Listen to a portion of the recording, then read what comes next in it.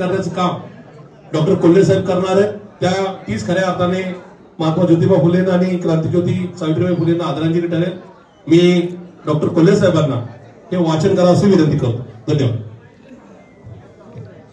जय शिवराय।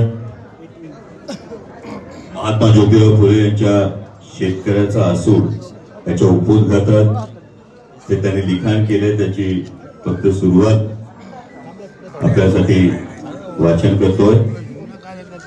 विद्येविना मती गेली, मती विना नीती गेली, नीती विना गती गेली, गती विना वित्त गेले, वित्ता विना शूद्र खचले, इतके अनर्थ एका अविद्येने केले।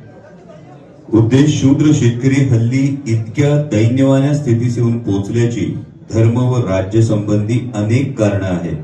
त्यापैकी थोड्या बहुतांचं विवेचन करण्याच्या हेतूने पुढील ग्रंथ रचलाय।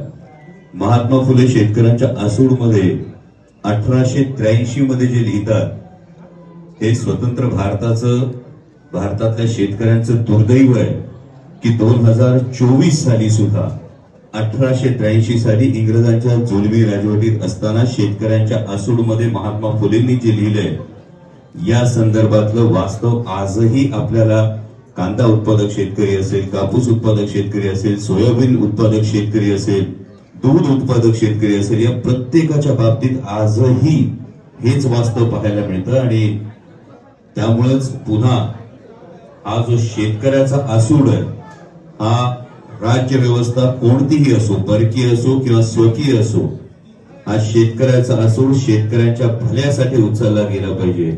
हीच मानवंदना महात्मा फुलेंना त्यांच्या पुण्यतिथी निमित्त आम्ही सर्व त्यांच्या या जयंती निमित्त आम्ही सर्वजण महात्मा फुलेंना ही वाहतो। हा शेतकऱ्याचा आसूड शेतकऱ्याच्या भल्यासाठी कडाडला पाहिजे, हीच एक भावना आहे। जय ज्योती, जय क्रांती, जय ज्योती, जय क्रांती। मान्य बाळासाहेबजी शिवरकर, मान्य अभयजी चांजर साहेब उपस्थित आहेत। मान्य अभयजी चांजर साहेबांनी या संदर्भामध्ये आभार प्रदर्शन करावं अशी त्यांना विनंती।